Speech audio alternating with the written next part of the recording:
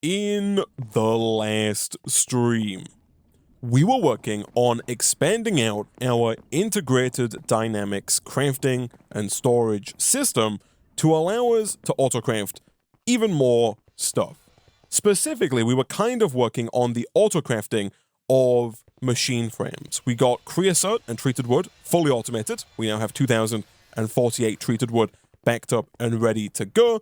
And right at the end of last stream, we also requested, I believe, 20 machine frames, which between episodes have been crafted. And so now over here in the system, we do have 20 machine frames ready to go. And if we wanted to, we could request even more of those to get even more machines made going forward. I do think what we are probably going to want to do, as I mentioned in the last episode, is set up a different area of the base and basically set up a bunch of storage drawers with downgrades and item exporters that have crafting enabled to basically auto-craft all of the items that we're auto-crafting and have like a backlog of them, because although the auto-crafting system here does work, it is pretty slow. If I wanted to request another 20 machine frames, especially this guy over here, the automated engineer's workbench, this takes quite a while to work its way through all of the different recipes. So I think having stuff backlogged, maybe even just having the stuff that this machine makes backlogged, could be a good idea. Anyway, though, what I want to work on in today's stream is I want to work on finally getting the next tier of research, that being utility research or purple research, up and running and automated so that we can actually unlock the next stage of this mod pack and start looking into working with oil. So to do that, we need to automate the production of Enderium gears, Signalum gears, and Lumium gears. To make that happen, we need 3 fluid transposers, 3 magma crucibles, and then 3 compactors. Again, thanks to the fact now that we have all of these machine frames, a lot of this should be pretty straightforward. 1, 2, and ideally 3 compactors. We already have, of course, 1 magma crucible and 1 fluid transposer, so we only need 2 more of each of those. For the fluid transposer, we're just missing a couple of buckets. I am going to go ahead and make a stack of buckets, which apparently is going to go into 4 stacks. Usually when you shift click in, it would only make 16. For some reason then it looked like it made 64, but then realized it couldn't stack them and divided them by 4 stacks. That is very odd, but either way, there is our 2 fluid transposers, and of course, finally, we need 2 magma crucibles. That is all easy enough, and then we just need to place these down. We are going to have to move this. Between streams, I did move the compacting drawers that hold our research to the side to make some room here for all of the machines that we're about to put down.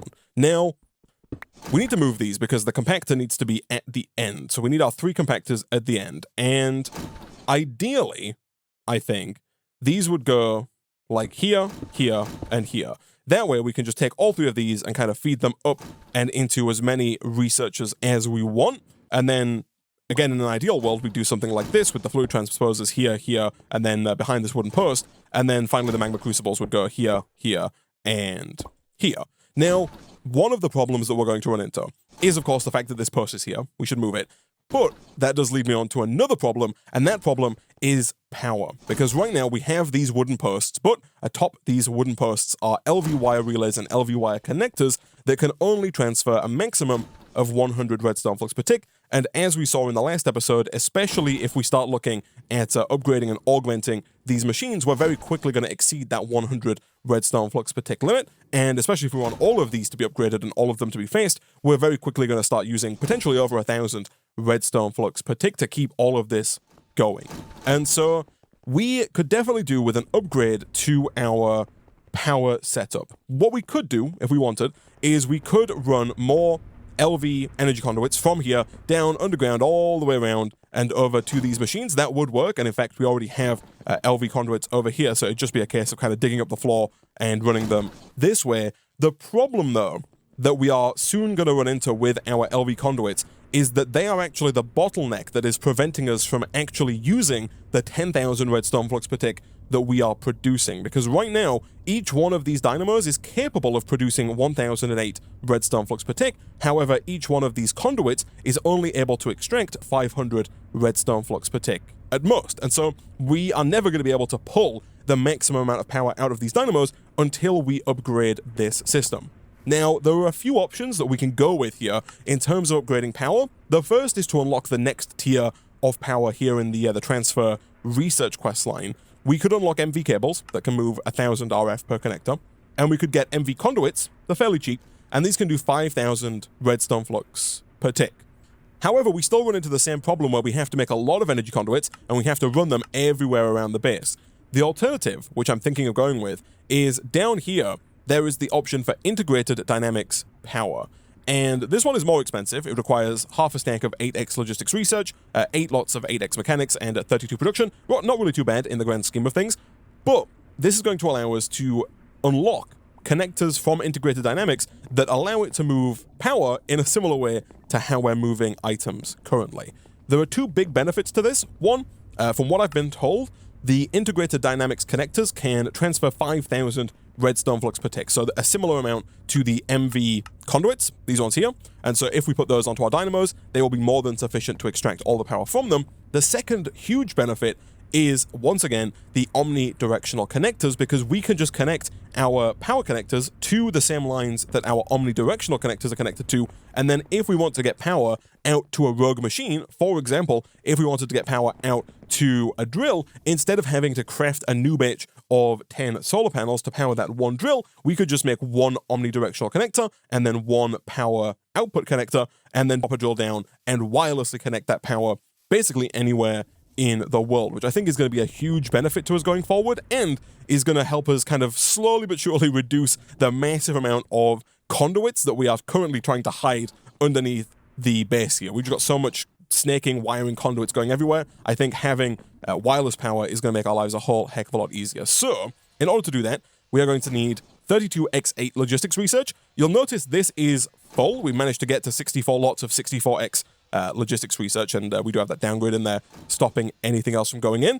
I actually have more logistics research in my inventory here, because I think I took that out at the end of the last episode and then didn't put it back in, and since then it's filled up. So we actually have more than enough logistics research here that I currently can't put away because the drawer is full. We then need some of this and some of this, and then down here we should be able to fairly easily hand all of those in and unlock the next tier of power generation. So if we type in energy, we have now the energy interface attaches an energy holder to the network, energy importer, energy exporter, world energy importer, pick up energy from the world, I'm not quite sure how that works, and world energy exporter, place energy into the world. So I think it's the energy importer and the energy exporter that we are kind of after here, although we might actually want the energy interface, because right now we don't actually have any dedicated power storage. However, over here, the dynamos kind of act like power storage. Each one of these dynamos can hold 1 million redstone flux in its buffer. And so,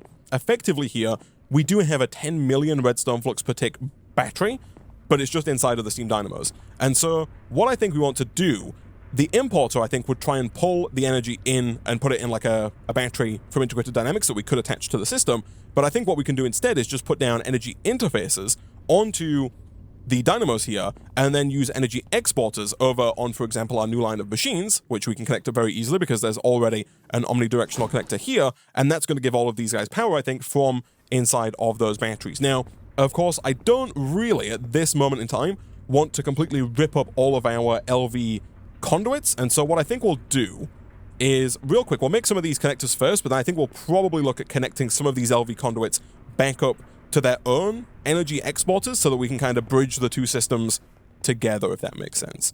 So for the energy interface, we do need an energy battery.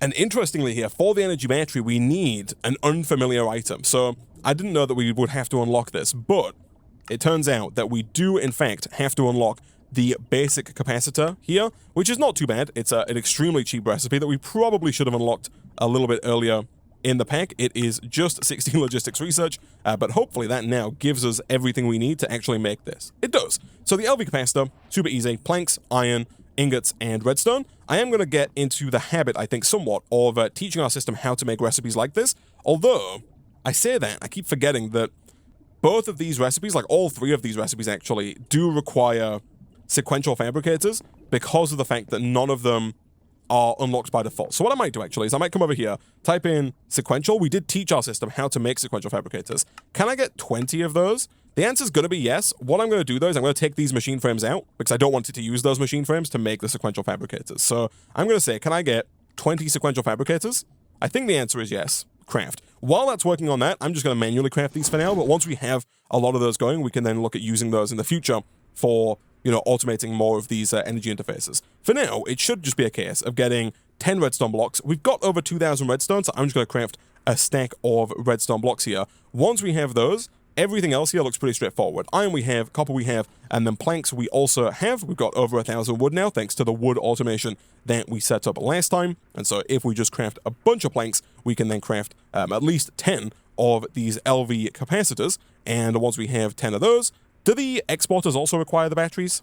They do. So the importers and exporters also require the interfaces. So in that case, I might make like 32 of these. I was going to make 20, but I think having a little bit of a buffer here is going to be useful. So I'm going to make 32 LV capacitors. I'm going to upgrade that, ideally to 32 batteries. Do these stack?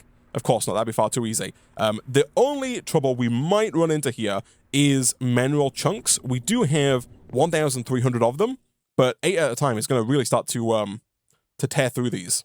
And once we've got 32 energy batteries, we can now look at crafting those into energy interfaces. I am now just realizing you get 4 at a time here, so we have kind of gone a little bit overboard here, but I think we are going to be using this system as our main power transfer system for at least the next little while, definitely most of the mid-game, and so I think this is fine. So right now, if I were to craft up a couple of energy exporters, which we can do with output variable transformers, again, we're going to need, I think, way more of those going forward as well, like the output variable transformers that seem to be used for everything. If I take these, I'm hoping that what I should be able to do is get rid of all of these conduits here, replace them with the new energy interfaces,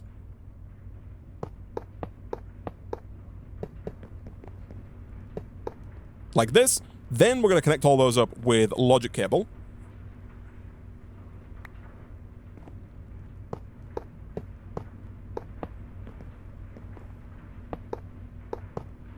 I'm also going to get rid of these cables here for now, because I think we're going to use some of the energy exporters to export, you know, hopefully the full 2,800 RF per tick to this magma crucible. But my hope is that down here, this is kind of our main power line right now that's powering everything that's currently connected to an LV conduit. So I'm hopeful that what I can maybe do is put down an energy exporter like this, and then I was really hoping that we could get that energy conduit to connect to that energy exporter.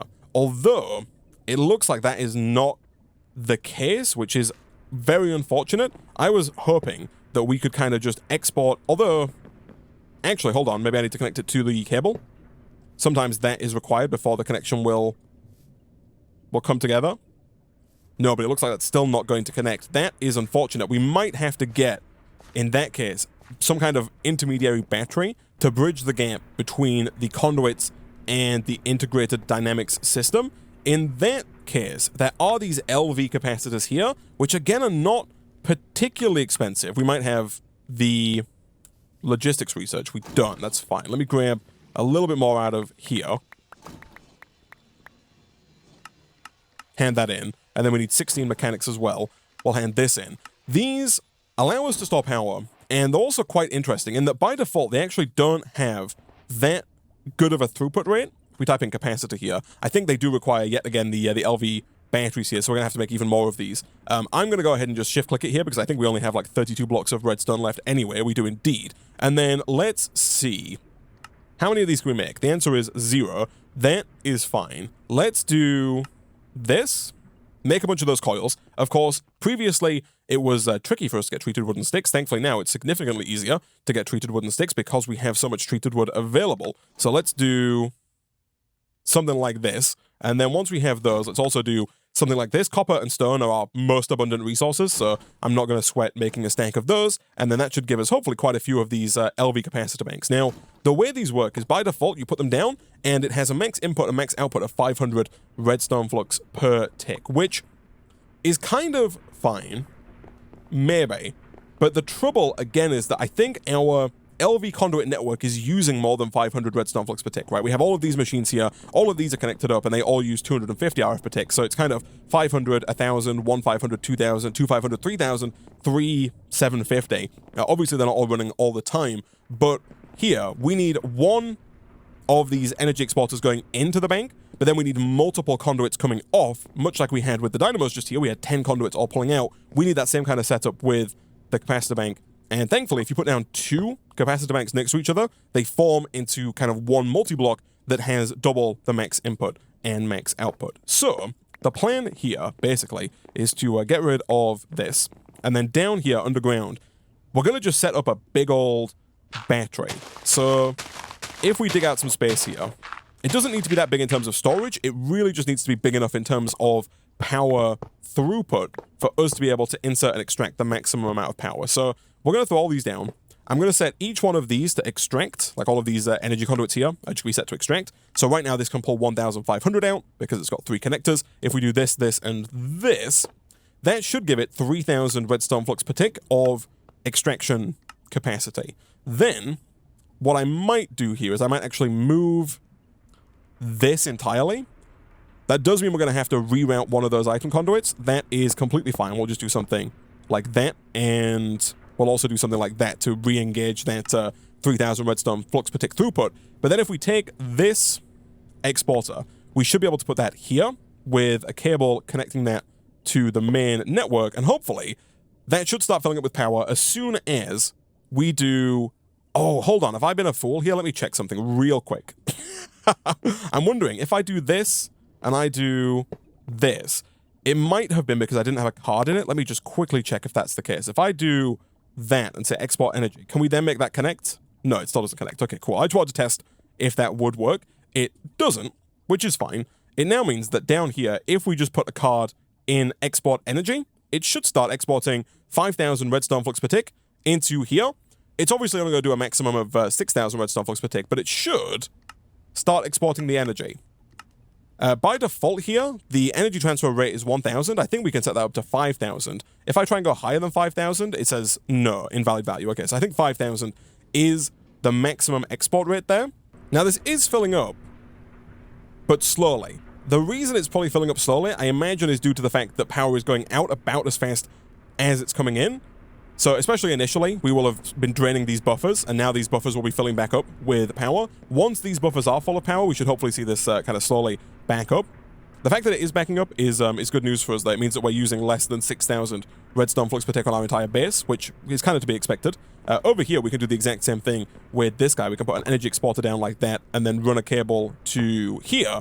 And again, if we put just a variable card in like that, that should start giving this guy up to currently 1,000 redstone flux per tick. Obviously, we can change that to 2,800, which is the exact amount this guy needs. And this guy should now run at his maximum speed, which is hopefully going to keep all of our induction smelters full up on rich slag. That is fantastic. This is all full, which is good. Everything is running as intended there. And so now, what we can also do, back over here, we can make a few more of these energy exporters, and we can put them down on our machines here. 1, 2, 3, 4, 5, 6, 7, 8, and eventually we're going to do 9, of course, right there. And then, as per usual, we need yet more cable. That is fine. I was going to shift click a stack there, but I don't know if, you know what, I'm going to do that. I was a little worried about how many crystallized mineral chunks we had left, but we've got like 800 still remaining in the system, so that's fine. And then let's make sure that every single one of these is connected up. And then we can do something like this. I'll probably end up moving this, but for now, let's just see if we can get this working. And then each one of these does need its own variable card, but it looks like this should work just fine and should give every single one of these machines the amount of power that they need. Of course, the only thing we haven't done is over here, we do actually need to connect this setup to the main setup. So we need to do something like this and kind of run this along. Again, right now, this kind of little jump here is a bit awkward, but that should be connected. And over here, we should see power being sent into these machines. We do. Nice. Okay, cool. That is good news. I do need more variable cards. That's not a problem. We can make a stack of those very easily. Do something like that. These all have power. And I think what I am probably going to do here is I think I'm going to tear down this post in its entirety. That gives us room to put down the other fluid transposer, like this, and obviously connect that up with its own energy exporter and cable and variable card. But what I think I'm going to do, I think I'm going to set up another capacitor bank over here, like another small capacitor bank that does require more wires, that's fine. But if we do that, I can then kind of replace all of the LV connectors that we have here with conduits, which I think is going to be the better solution. We've got a lot of conduits. Obviously, we could replace every single connection with an energy exporter and a variable card and a logic cable, but I think it's more expensive. I think it's going to be a better setup just to have a little bit of a bank, because we don't use that much power here, right? The fact that we were able to run it all with just these LV cables means at most we're using 800 redstone flux per tick, probably less than that. And so I think what we should probably do is set up a little bit of a bank of capacitor banks like this. And I think if you use the Yeta wrench, you can see the input and output on these. You can. And if we set this to input via an energy exporter, that's going to give it up to 4,500 redstone flux per tick, so long as, of course, we set the max to 5,000 here. And so we should see, hopefully, look at that, power's going in, perfect. And then, from there, we can just take these conduits and then just run them like this over and to certain machines. Like that. That's going to give this guy power, and this should all work. It's possible we could do the same thing here. If we wanted to save on these energy exporters, we could maybe have just used one on the capacitor bank and then pulled the power out to the rest of these, because I don't think any one machine is going to use more than 500 redstone flux per tick. But I think this is fine, and I think this is a better solution that's going to allow us to hook all of these machines back up to power without having to upgrade to the MV wires, which we could have done, but it's kind of kicking the can down the road where we've got to strip the whole thing out and use the cables again for that, like the MV wires and the MV connectors and the MV relays, only to then run into the same problem again later on down the line when we need to upgrade even further to a higher tier of power. I think something like this is a much better fit for the current stage of the game. And so yeah, let's quickly do a little bit of connector replacing, shall we, chat?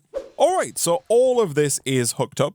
There actually isn't that much to power. There's the metal presses. There are these two machines here, and that's kind of it. Then it's just a case of powering all of the researchers, which is also done. I've moved the battery bank over to the side just because I think it looks a little bit nicer, and I've set it to be in-out on the whole thing here. You can do that with the Yeta wrench. If you change them all to in-out like this, it will just form them like that.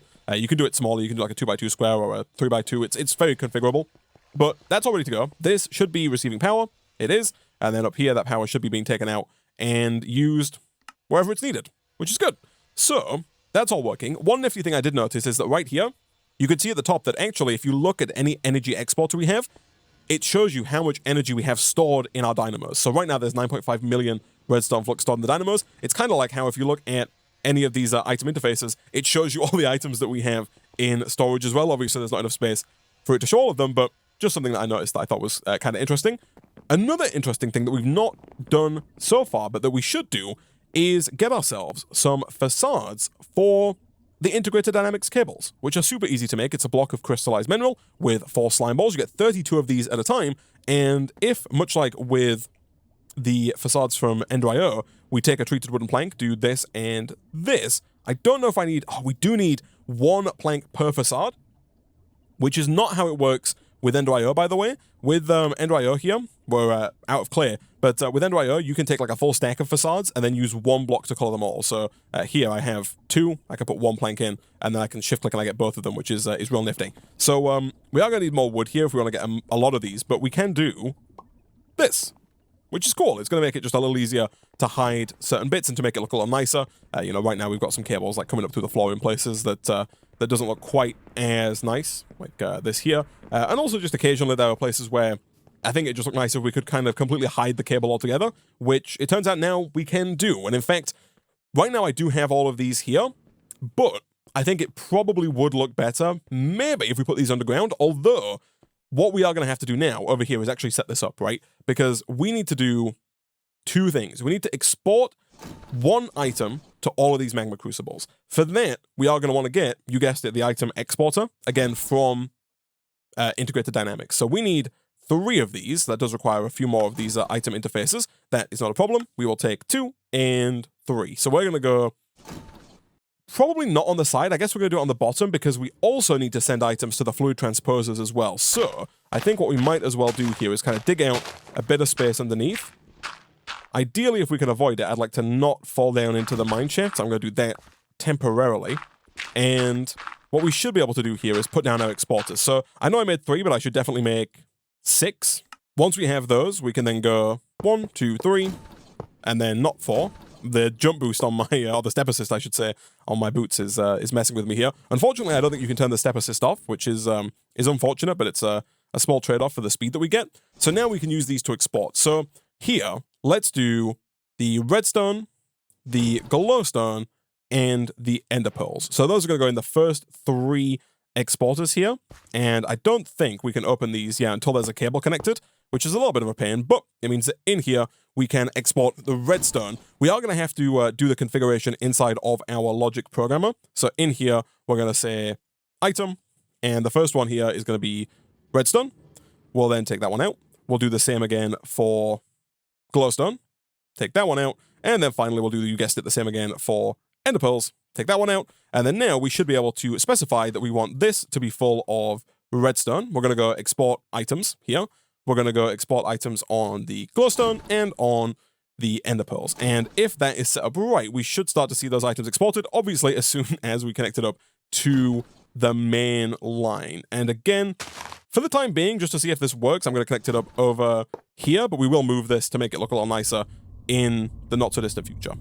And look at that, it totally works. The only reason this one hasn't worked is because this one is pre-configured to not be an input on the bottom, but that is now producing all of those liquids. So now what we need to do is we need to export the alloys to these 3 exporters. Now, the alloys are a little bit trickier, and I guess we've kind of got 2 options here for how we want to make this happen, because we could, if we wanted to, have 3 induction smelters here, 1 for each ingot that is required. Alternatively, we could also look at just teaching our 1 centralized induction smelter, which is here, how to make all 3 of those, and then have the items sent over to the fluid transposer. And I'm not entirely certain which is the best option here. I do think it's going to be better if we have 3 induction smelters here, just because I think we're going to be making too many alloys for the one inside to keep up. So if I want 3 induction smelters, again, thankfully we did save these machine frames earlier, so hopefully it's just a case of making a couple of Invar gears. Fantastic.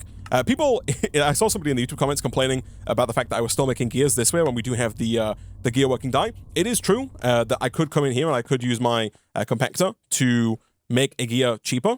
The reason I'm not doing that is just time. It is very tedious to come back into here and, get the Invar out, put the Invar that I want in here, wait for it to craft, take it out after the fact. Like, every time I want to craft something, it's a lot easier to craft something wirelessly when I'm just out and about and do it that way. And I think it's worth, the little bit of extra resource it costs to make that happen, especially because most of the resources we have are unlimited. So, now that we have 3 induction smelters, I think what we'll do actually is we'll get rid of these 3 connectors, because we're actually not going to export to here. Instead, we're going to go and put 3 of these down like this, and then we're going to have 2 connectors on these. We need 1 connector for power, which we can actually do on this side, right? So we can do this, and then if I get 1 more of those connectors, like that, we can then do this, and of course, as per usual, we can just make sure that each one of those is set to export energy. That's going to get power to the induction smelter. And then on the other side here, this is where we're going to replace down our item exporters. And in these ones, we're going to tell it to export the resources we need. Now, again, it might be one of those situations here where we actually want to do 2 separate sides. So right now, this is configured just default. If we change this, we might want to have it set to output on the top, which I think is correct. I don't think any of these produce a byproduct, so I don't think we have to worry about this secondary slot on any of these. We don't. But I'm thinking, instead of just having the input on the side, we could in here just have it import via a list. So if we put a list here, as opposed to just 1 item here, we could say export 2 things, but then there's always a possibility that both slots fill up. So I think instead what we'll do is we'll have one of the sides be green and one of the sides be purple, and that way we can continually send different items to different sides so that both slots never get filled up with the same item. That does mean we're going to need 3 more exporters and 3 more variables that we have to configure, but I think it's going to be worth it. One other thing that I think we can do, by the way, I think that thermal expansion has red paper, or is it called like red print? Yeah, this one right here, use on a block to copy its settings. So kind of in a similar way to how the conduit probe works. Red paper, super easy to make. And right now, this configuration where we have output at the top and then input on the right and the bottom, we want this same setting to be on all 3 induction smelters. I could go through and configure them all individually. So the way this works, I thought there was a shift right click involved like with the conduit probe. That's not the case. In this one, you right click to copy, and then you right click again to paste. There's no shifting. You shift right click to clear the paper. So the paper is now completely cleared. And so you'll see that all 3 of these are now configured exactly as we like. So over here, for example, the compactor is going to receive from the left and give to the right. We can then shift right click to clear, right click, right click, right click, and then shift right click again to clear. These are all now configured in the same way. Same's true over here. This one is going to receive liquid from the left, and it's going to receive the alloy from the bottom, and then it's going to output to the right, like that. And again, we can just right click, shift right click to clear. And of course over here, same kind of deal. We're going to input from the bottom, output to the right. That's basically all we have to do. So right click, shift right click. Nice. Okay, cool. So these are now all configured correctly. All we need to do now is specify what we want exporting. So for the redstone, which is the furthest ingot, let's get that guy going again, even though I think the minecart is kind of coming to the end of its life cycle here. I don't really think we need it that much going forward. But we try and make a bit of space. Essentially, this induction smelter here needs copper and silver. So again, now it's basically just a case of taking the ingots we need out of the system and then doing the same kind of configuration over and over and over again in the portable logic programmer here to make this work. So the first one here was silver and copper. Copper, of course we have, and silver, of course we might have. Yeah, we got quite a bit of silver here, that's good. We'll take those, and then in here, just like before, item, boom, for copper, take that out, and again, item for silver, take that out. One of those needs to go in here. Let's make sure that is connected, like that. And so in here, we will say output silver, I guess, to the bottom, and then round on the other side, we'll put another cable like this, and we'll say output the copper. And so now in here, we should see both copper and silver. You don't want to make sure that the metallurgical flux slot is not locked. And yeah, that's just going to keep going. That's going to keep making these ingots. Those ingots should then get sent up to the top to be turned into the alloys. And then in here, I'm going to turn this off for the time being because we don't want them made into plates, which is what they're going to be made into by default. We want these made into gears, which we do, of course, with the gear working die. For that, we need, I guess we want 3 of these, so we're going to need like 12 iron ingots here. And then we can craft that into 3 gear working dies. Make sure that each one of these machines, boom, boom, boom, has that gear working die. Turn that back on. And boom, we're going to start making the Signalum gears. And of course, we're just going to take those and using the item conduits and their different colored settings, we're going to have those export to the different inputs of this researcher. And of course, we'll make more researchers to make that work. And yeah, we just copy that same system for the lead platinum ingot. Obviously, we don't have any platinum right now, so we're going to have to go find some and start mining that up. Lead, I think we do have, like a little bit of. 27 is not much. Platinum, we've got platinum ore, so we're going to have to take the platinum ore and the lead ore, which I think I used the lead ore, which is my bad, so we're going to have to go find some lead ore out and about. It's possible that one of my rogue chests might have a little bit of lead sitting inside of it, but for the most part, I think we're just going to have to go and find some lead to get an ore, and then we can use that in the future, I guess, to find more. But yeah, we do the same thing with the lead platinum ore, and we do the same thing with the tin gold ore. We just configure it in the logic programmer and set it all up that way, and that's exactly what I'm going to do. All right, so out here we do have some platinum ore.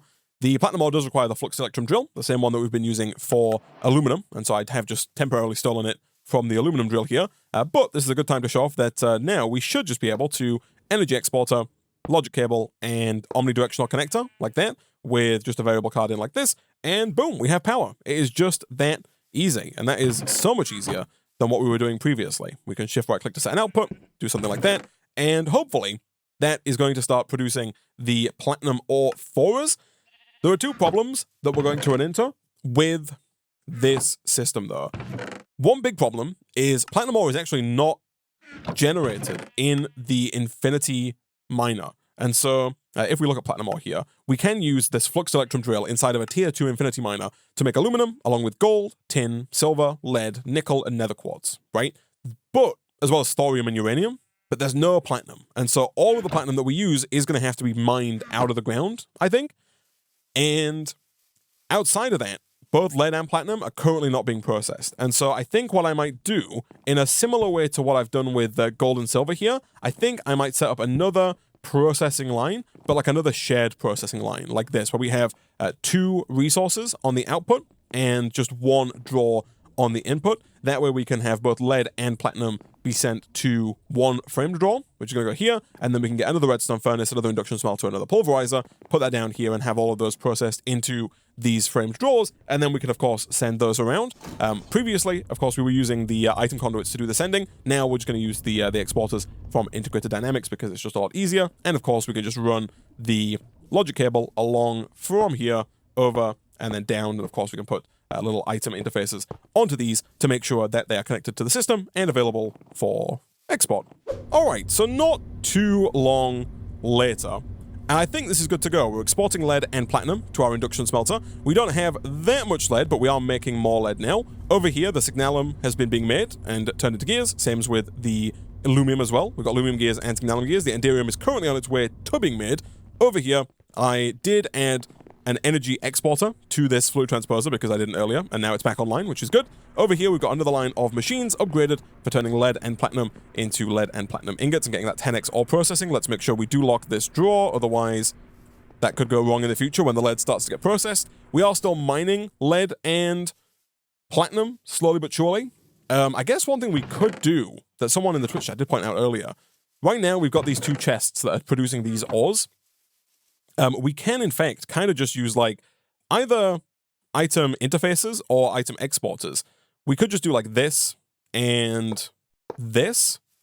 Over here, I haven't used the... I just moved the solar panels for this one, and so we don't have the omnidirectional connector. But right here, this kind of gives us access to the platinum. And so over here, again, we could, if we wanted to, put another item exporter onto the lead platinum draw and tell it to export the platinum. And then at that point, basically what we've done is we've allowed it to just pull the platinum automatically from that drill over there without having to run a super long cable or any kind of underground rail network. So we'll do this, and then inside of our portable programmer, we can go back to items, and we can just say pull platinum ore. Of course, for that to work, I do need a platinum ore, and I don't think that I can drag them from JEI, unfortunately. Thankfully, we do have 1 platinum ore saved in the system. Actually, apparently it looks like we have multiple.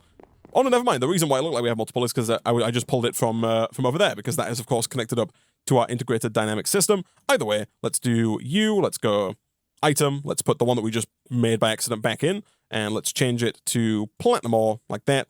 And yeah, we'll just drop this in over here. We'll just export item platinum ore. We could make it an export item list if we also want to hook up the lead as well, but then we'd also have to either make another one of those omnidirectional connectors or run a cable over to that. But that could be useful.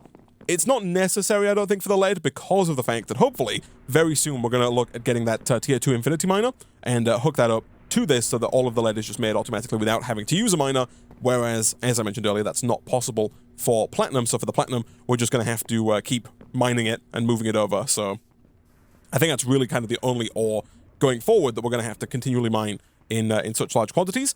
But I think we're basically good to go here on purple research. Around here, it's just a case now of extracting with item conduits on all 3 of these channels like this, and then as we've done before, we're just going to run these up. I'll build a few more researchers. We'll configure the colors to make sure that all of the gears go to the right place. We'll set them to round robin, and we'll also set up an export pipe and run that over to another compacting draw as well.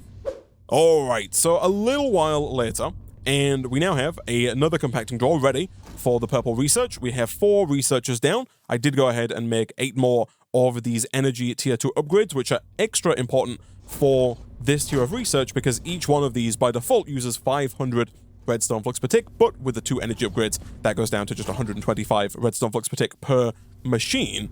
And I think we're basically ready here. I've got the cable that's going to pull the output that is underground here, and we've also got the cables here. All of the inputs are configured. All we need to do is make sure that this is set to extract, round robin, and red for the signalum. Here we're going to extract round robin on yellow for the lumium, and always active is ideal on both of those.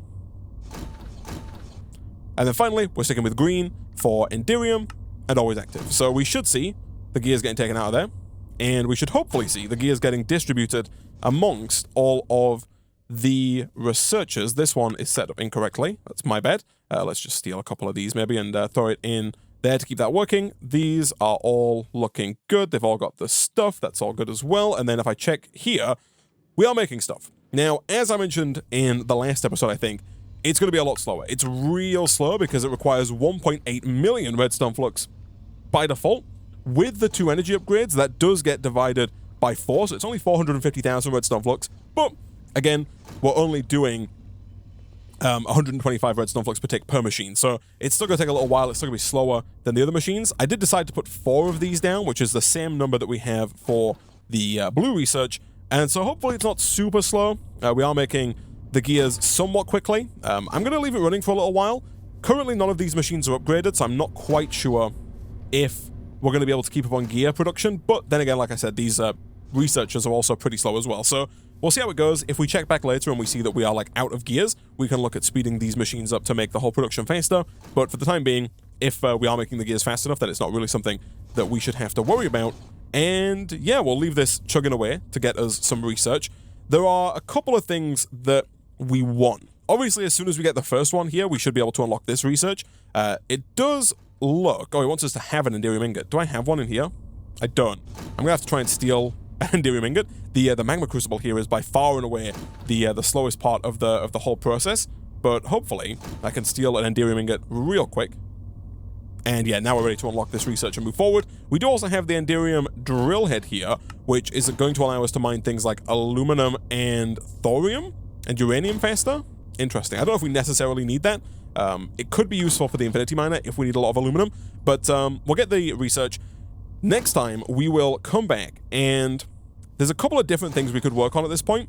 I do want to get the next tier of Infinity Miner up and running and automated, and I want to make sure we have the infrastructure to keep that going so that things like lead, like silver, like gold are all coming in and we can actually keep all of that going automatically. Right now we've got a lot of gold, but you know, as soon as we burn through this, we then have to go and either find more or hopefully have the Infinity Miner on in time for that production. Same's true with the lead and the platinum. We are mining more lead and platinum as we speak over in these drills, which we can of course bring back. The platinum's coming back automatically, but the lead we do have to move manually. But if we can get that automated, that would be great.